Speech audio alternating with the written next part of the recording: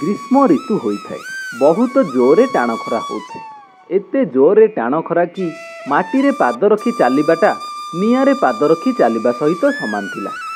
एमिति टाण खरा हेउथिबा जोगु गाँ रे नदी और नाल गुड़िक धीरे धीरे सुखिबाकू लागुथिला। हे भगवान, एते जोरे टाण खरा होउछि कि गाँर सबु नदी नाल सुखी गलानी। एमिति रे मो चाष जमी भी सुखी गलानी। कौन करिबी? हे भगवान, आम गाँ रे कौन आउ वर्षा हेबो नाही? कौन आमे गाँ लोक माने जल अभाव छटपट होई मरी जिबु? माधव एमती ता चाष जमी पाखरे बसी भगवान को प्रार्थना करुथिला। सेही समय तार स्त्री सीता हाथ रे गोटे पानी गड़ू धरी ता पाखरे आसी पहुंचिला।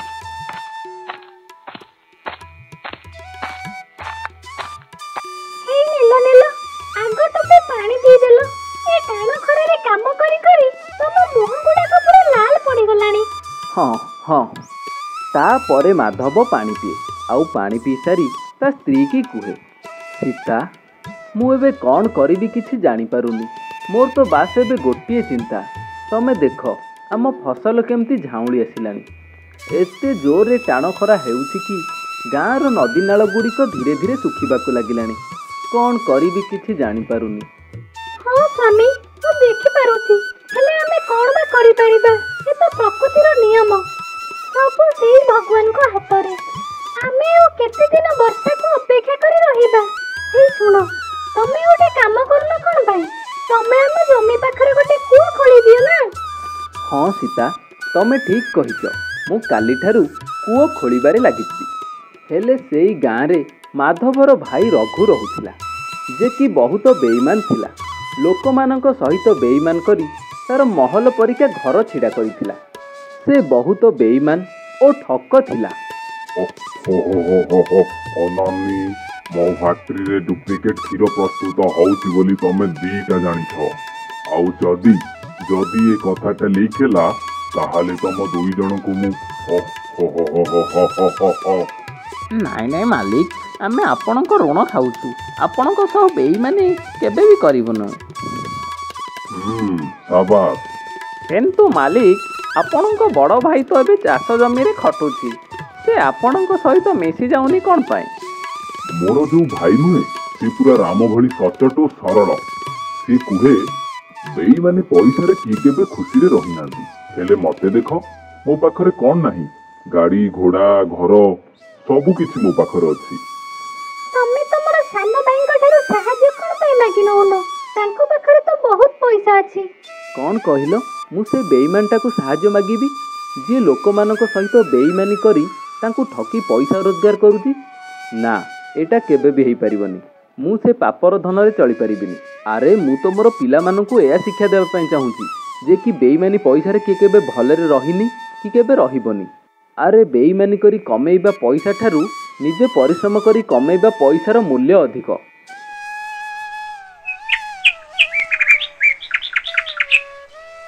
हेले एबे भी बाहर सूर्यर प्रभाव कम होई न थाए। माधव से टाण खरा को खातिर न करी तार चाष जमी रे कूओ खोलिबा लगी बाहरी जाए। से जाउथिबा बाटरे तार सान भाई रघु सहित तार देखा हुए। अरे भाई, तमे मो कथरे राजी हेउन कोन पई? वर्तमान समय रे सचोट आउ ईमानदार ही चलिले किछि लाभ नाही। एई देखो, तम पाखरे आज कोन अछि? गोटे भंगा घर आउ पिंधिया पई भलो पोशाक मध्य नाही। हेले मो पाखरे भलो घर, गाड़ी, धन संपत्ति, टंका पैसार अभाव नाही। सुन रघु, तू टंकार लोभरे पड़ी धीरे धीरे अबाट को टाणी ही जाउछु। देख भाई, एबे भी समय अछि। तू से खराब काम छाड़ी एबे भलो काम करबा को चेष्टा कर। देखो भाई, मते तो तम परिस्थिति को देखि दया लागिला, सेथि पई तो कहिली। तमर जदि मो सहित मिसी काम करिवार नाही न करो। हेले मते तमर ईमानदारी होबार लेक्चर देबा बंद करो। मु एथरो जाउछी। ता परे रघु राग तमतम होई सेठारु चली जाए। आउ माधव ता भाईर कथा को न धरी खेत को कूओ खोलिबा लगी बाहरी जाए। तापरे माधव हाथ रे गोटे कोदाल धरी कूओ खोलिबा को लागे। हेले एबे भी आकाश रे सूर्यंकर प्रभाव कम होई न थाए। ଗୋପାଳର ଦେହରୁ ବହୁତ ଜୋରରେ ଝାଳ ବୋହୁଥାଏ। ତଥାପି ଗୋପାଳ ସେ ଟାଣ ଖରାକୁ ଖାତିର ନ କରି ତାର କାମରେ ଲାଗି ପଡ଼ିଥାଏ। ମାଧବ ତାର ଜମିରେ କୂଅ ଖୋଳୁଥାଏ। ମାଧବର ଜମି ବାଟ ଦେଇ ଜଣେ ଲୋକ ଯାଉଥିଲା।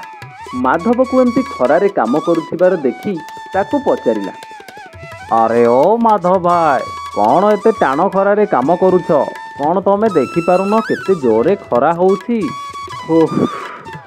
କ'ଣ କରିବା ଭାଇ, ତମେ ତ ଦେଖୁଥିବ ଚାଷ ଜମି ଗୁଡ଼ିକ କେମିତି ଝାଉଁଳି ଆସିଲାଣି। ତାଙ୍କୁ କେଉଁଠାରେ ପାଣି ଦେବା?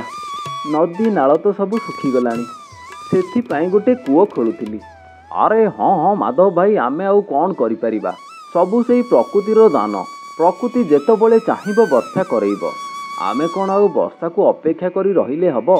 ହଉ ହଉ, ତମେ ତମର କାମ କର, ମୁଁ ଟିକେ ଯାଏ ମୋ ଚାଷ ଜମି ଆଡ଼େ ବୁଲି ଆସେ। ଏତିକି କହିସାରି ସେ ଲୋକ ଜଣକ ସେଠାରୁ ଚାଲିଯାଏ। ଆଉ ମାଧବ ତାର କୂଅ ଖୋଳିବା କାମରେ ଲାଗିପଡ଼େ। ମାଧବ ଟାଣ ଖରାରେ କାମ କରୁ କରୁ ସେଇଠାରେ ବେହୋସ ହୋଇ ପଡ଼ିଯାଏ। ତାର ଗୋଡ଼ ହାତ ଜୋରରେ ଥରିବାକୁ ଲାଗେ, ଆଉ ତା ତଣ୍ଟି ଶୁଖିଯାଏ। ଠିକ୍ ସେଇ ସମୟରେ ସୀତା ହାତରେ ଗୋଟେ ପାଣି ଢାଳ ଧରି ସେଠାରେ ଆସି ପହଞ୍ଚେ। ତମର କ'ଣ ହେଲା? ଉଠ, ଆଖି ଖୋଲ, ଦେଖ ମୁଁ ଆସିଛି।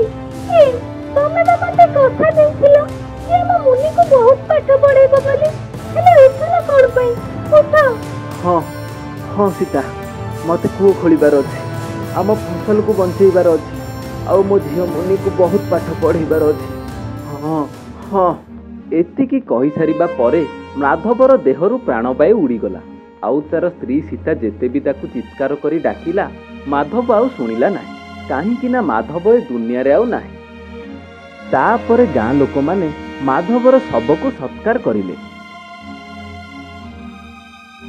ମାଧବ ଚାଲିଯିବା ପରେ ତାଙ୍କ ଘର ପୁରା ସୁନସାନ ହୋଇଯାଇଥାଏ।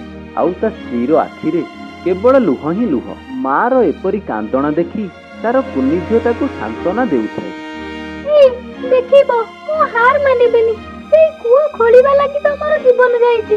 ତମେ ଦେଖିବ, ମୁଁ ନିଶ୍ଚୟ ସେ କୂଅକୁ ଖୋଳି ତମ ସ୍ୱପ୍ନ ପୂରଣ କରିବି।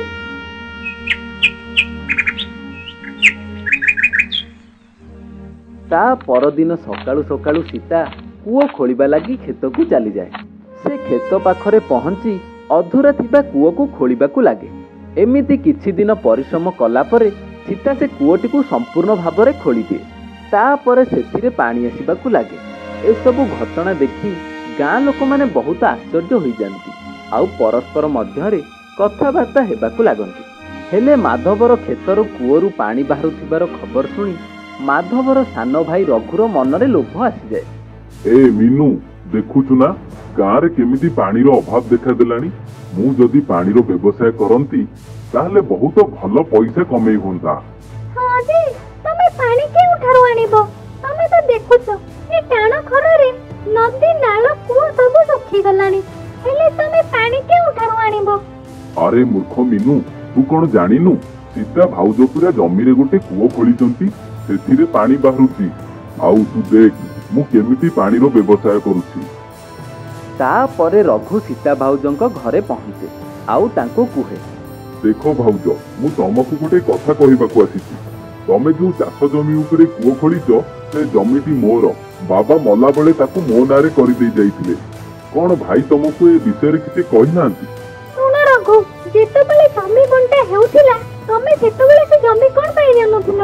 ଆଉ ମତେ ତ ଭାଇ ଏ ବିଷୟରେ କିଛି କହିନାହାନ୍ତି। ତମ କଥା ଉପରେ ମୋର ଜମା ବି ବିଶ୍ୱାସ ହେଉନାହିଁ। ଦେଖ ଭାଉଜ, ଭାଇଙ୍କର ଏପରି ଗରିବର ଅବସ୍ଥା ଦେଖି ମୁଁ ତାଙ୍କଠାରୁ ସେ ଜମି ନେଇନଥିଲି। ହେଲେ ମତେ ସେ ଜମିକୁ ଏବେ ନେବାକୁ ପଡିବ। ଯଦି ତମର ବିଶ୍ୱାସ ହଉନି ତାହେଲେ ଗାଁର ମୁଖିଆଙ୍କ ପାଖକୁ ଚାଲ, ଦେଖିବ ତାଙ୍କ ପାଖରେ ସେ ଜମିର କାଗଜପତ୍ର ଅଛି। ତାଙ୍କ ପାଖରେ ହିଁ ଆମର ଲେଖାପଢା ହୋଇଥିଲା। ହଉ ଠିକ ଅଛି, ତାହେଲେ ମୁଖିଆଙ୍କ ପାଖକୁ ଚାଲ। ତାପରେ ରଘୁ ସେଠାରୁ ଚାଲିଯାଏ। ରଘୁ ସେଠାରୁ ଯିବାର କିଛି ସମୟ ପରେ ସୀତା ସେଠାରେ ଯାଇ ପହଞ୍ଚେ। ହେଲେ ସୀତାକୁ ତ ଗୋଟେ କଥା ଜଣା ନଥିଲା, ଗାଁର ମୁଖିଆ ରଘୁଠାରୁ ପଇସା ଖାଇଥାଏ। ସୀତା ସେଠାରେ ପହଞ୍ଚି ପଚାରେ, ମୁଖିଆ ଆଜ୍ଞା, ଏ କାଗଜରେ କ'ଣ ଲେଖା ହେଇଛି ମତେ ଟିକେ ପଢିକରି କୁହନ୍ତୁ। ମା ସୀତା, ଏ କାଗଜରେ ଏଇଆ ଲେଖା ଯାଇଛି କି ମାଧବ ଚାଷ କରୁଥିବା ଜମିଟି ରଘୁର। ହେଲେ ରଘୁ ତାକୁ ଚାଷ କାର୍ଯ୍ୟ କରିବାକୁ ଦେଇଥିଲା। ଏଥିରେ ଆଉ ଗୋଟେ କଥା ମଧ୍ୟ ଲେଖାଯାଇଛି, ରଘୁ ଯେତେବେଳେ ଚାହିଁବ ଏ ଜମିକି ନେଇପାରିବ। ସୀତା ମୁଖିଆର ମୁହଁରୁ ଏପରି କଥା ଶୁଣି ମନ ଦୁଃଖରେ ଘରକୁ ଫେରିଆସେ।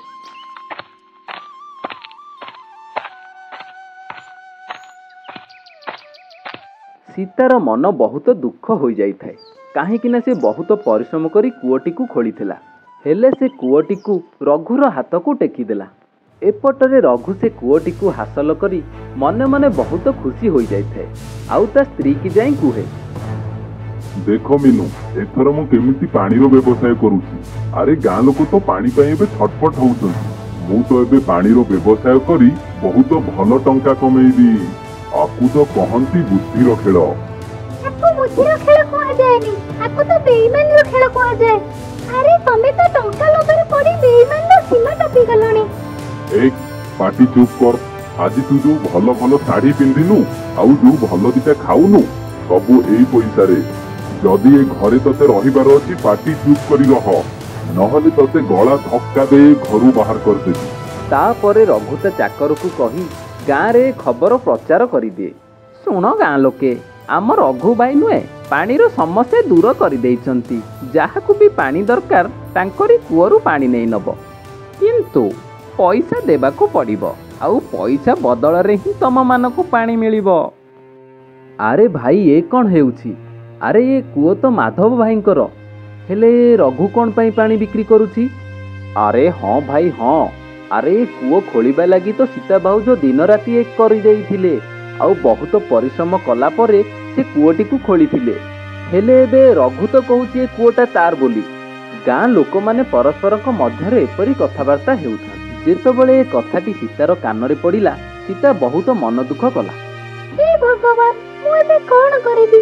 ଯୋଉ କୂଅଟିକୁ ମୁଁ ଦିନ ରାତି ପରିଶ୍ରମ କରି ଖୋଳିଥିଲି, ଆଜି ଆଉ କିଏ ସେ କୂଅର ପାଣିକୁ ପଇସା କମେଇବାର ଜରିଆ ବନଉଛି। ହେ ଭଗବାନ, ମୁଁ ଏବେ କ'ଣ କରିବି? ସୀତା, ତମେ କାନ୍ଦ ନାହିଁ, ଦେଖିବ ଭଗବାନ ସବୁ ଠିକ କରିଦେବେ। ଆସ ଭାଇ ଗାଁ ଲୋକେ ପାଣି ନିଅ, ପାଣି 10 ଟଙ୍କା ଦିଅ, 20 ଲିଟର ପାଣି ନିଅ। ଆରେ ଆସ ଭାଇ ଆସ, ଏ ହାତରେ ପଇସା ଦିଅ, ଏ ହାତରେ ପାଣି ନିଅ। ରଘୁ ଏମିତି ଗାଁ ଲୋକମାନଙ୍କୁ ପାଣି ବିକ୍ରି କରୁଥାଏ। ସେଇ ସମୟରେ ଖରାରେ ଆଉଟ ପାଉଟ ହୋଇ ଜଣେ ବୁଢ଼ୀ ଲୋକ ପାଣି ପିଇବା ଲାଗି ସେଠାକୁ ଆସିଲା। ଆଉ ରଘୁକୁ ପିଇବା ଲାଗି ପାଣି ମାଗିଲା। ଓରେ, ମତେ ପିଇବା ଲାଗି ଟୋପେ ପାଣି ଦେ, ଭଗବାନ ତୋର ମଙ୍ଗଳ କରିବେ। ଏ ଯୋଉ ଟାଣ ଖରା ହଉଛି, ଏ ଖରାରେ ମୁଣ୍ଡ ହାତ ଝାଇଁ ଝାଇଁ ହେଇଗଲାଣି, ମୋର ତଣ୍ଟି ଜୋରରେ ଶୁଖି ଯାଉଛି। ପୁଅ, ମତେ ପିଇବା ପାଇଁ ଟୋପେ ପାଣି ଦେ। ଏ ବୁଢୀ, ପଇସା ଦେ, ପାଣି ନେ, ଏଠାରେ ମାଗଣାରେ ପାଣି ମିଳେ ନାହିଁ। ଓରେ, ମୋ ପାଖରେ ପଇସା ନାହିଁ, ମତେ ଟୋପେ ପାଣି ଦେ ପିଇବା ଲାଗି, ଦେଖିବୁ ଭଗବାନ ତୋର ମଙ୍ଗଳ କରିବେ। ଏ ବୁଢୀ, ଏଠାରେ ଦୟା ଧର୍ମ ଚଳିବନି, ଟଙ୍କା ଅଛି ତ ଦେ, ପାଣି ଦିଆଯିବ, ନହେଲେ ଏଠାରୁ ଚାଲ।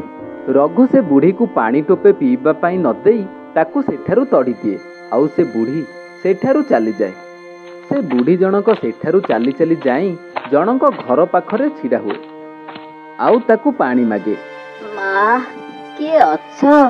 ଟୋପେ ପାଣି ଦିଅ ମା, ବହୁତ ଜୋରରେ ଶୋଷ ଲାଗିଲାଣି। ବୁଢ଼ୀର କଥା ଶୁଣି ସେ ଘର ଭିତରୁ ଜଣେ ମହିଳା ବାହାରି ଆସନ୍ତି, ଆଉ ବୁଢ଼ୀକି କୁହନ୍ତି, କ୍ଷମା କରିବ ବୁଢ଼ୀମା, ଆମେ ତ ନିଜେ କିଣି କରି ପାଣି ପିଉଛୁ, ଆମେ ତମକୁ ପାଣି କେଉଁଠୁ ଦେବୁ? ବୁଢ଼ୀ ସେ ମହିଳା ମୁହଁରୁ ଏ କଥା ଶୁଣି ସେଠାରୁ ଚାଲିଯାଏ, ଆଉ ଅନ୍ୟ ଏକ ଘରକୁ ଯାଇ ପାଣି ମାଗେ। ଅନ୍ୟ ଜଣକ ମଧ୍ୟ ସେଇଆ କୁହନ୍ତି, କେହି ବି ବୁଢ଼ୀକୁ ପାଣି ଦିଅନ୍ତି ନାହିଁ। ତାପରେ ବୁଢ଼ୀ ସେଠାରୁ ନିରାଶ ହୋଇ ଫେରିଆସିଲା। ଶେଷ ଘରେ ଯାଇ ପହଞ୍ଚିଲା। ଶେଷ ଘରଟି ଥିଲା ସୀତାର, ବହୁତ ଛୋଟ ଓ କୁଟା କାଠିର ଘର। ବୁଢ଼ୀ ସିଧା ସେ ଘରକୁ ପଶିଗଲା, ଆଉ ପିଇବା ଲାଗି ପାଣି ମାଗିଲା। ମାରେ, ମତେ ବହୁତ ଜୋରରେ ଶୋଷ ଲାଗୁଛି, କଣ ତୁ ମତେ ପିଇବା ଲାଗି ଟୋପେ ପାଣି ଦେଇପାରିବୁ? ହଁ, କାହିଁକି ନୁହେଁ, ଆମର ଏ ଘରେ ତ ଆଉ କିଛି ନାହିଁ, ଯାହା ବି ଅଛି ସେଥିରେ ତମର ସମ୍ପୂର୍ଣ୍ଣ ଭାବେ ଅଧିକାର ଅଛି। ରୁହ, ମୁଁ ତମକୁ ପାଣି ଆଣି ଦଉଛି। ତାପରେ ସୀତା ସେ ବୁଢ଼ୀକୁ ଆଣି ପାଣି ଦିଏ, ଆଉ ସେ ବୁଢ଼ୀ ମନ ଖୁସିରେ ପାଣି ପିଇବାକୁ ଲାଗେ। ମାରେ, ତତେ ବହୁତ ବହୁତ ଧନ୍ୟବାଦ, ତୁ ମୋର ଶୋଷ ମେଣ୍ଟାଇଛୁ। ମୁଁ ଏ ଗାଁର ଏମୁଣ୍ଡରୁ ସେମୁଣ୍ଡ ବୁଲିଗଲି, ହେଲେ ମତେ କେହି ବି ପାଣି ଟୋପେ ପିଇବା ଲାଗି ଦେଲେନି। ମୁଁ ଆଜି ତୋ ଉପରେ ବହୁତ ଖୁସି। ସେଇ ଖୁସିରେ ମୁଁ ତତେ ଗୋଟେ ଜିନିଷ ଦେବା ପାଇଁ ଚାହୁଁଛି। ଏତିକି କହିସାରି ବୁଢ଼ୀ ସୀତାକୁ ଗୋଟେ ଯାଦୁର ଗଡ଼ୁ ଦିଏ। ଏଇ ନେ ମା, ଏ ଗୋଟେ ଯାଦୁର ଗଡ଼ୁ। ତୁ ଏ ଗଡ଼ୁକୁ ଯାହା ବି ମାଗିବୁ ସେ ତତେ ଦେବ। ବୁଢ଼ୀ ମା, ମୁଁ ଏଇ ଯାଦୁର ଗଡ଼କୁ ରଖି କଣ କରିବି? ମତେ ଏହାର ଆବଶ୍ୟକ ନାହିଁ। ଦେଖ ଝିଅ, ଏ ଗଡ଼ୁ ସମସ୍ତଙ୍କୁ ମିଳେ ନାହିଁ। ଯିଏ ସଚ୍ଚୋଟ ଓ ଇମାନଦାର ହେଇଥାଏ ତାକୁ କେବଳ ଏ ଗଡ଼ୁ ମିଳିଥାଏ। ଏ ଗଡ଼ୁ ମୁଁ ତତେ ଉପହାର ସ୍ୱରୂପ ଦେଉଛି। ତୁ ସତ୍ ହୃଦୟ ଓ ସତ୍ ମନରେ ଯାହା ମାଗିବୁ ଏ ଗଡ଼ୁ ତତେ ସବୁ ଦବ। ଆରେ ଖାସ୍ କଥା ତ ଏହା ହେଲା, ତୁ ତ ମରି ଯାଇଥିବା ପତି ସହିତ ବି କଥା ହେଇପାରିବୁ। ବୁଢ଼ୀମା ସେ ଗଡ଼ୁଟିକୁ ସୀତାକୁ ଦେଇ ସେଠାରୁ ଉଭାନ ହୋଇଯାଏ। ଆଉ ସୀତା ସେ ଗଡ଼ୁଟିକୁ ପାଖରେ ରଖେ।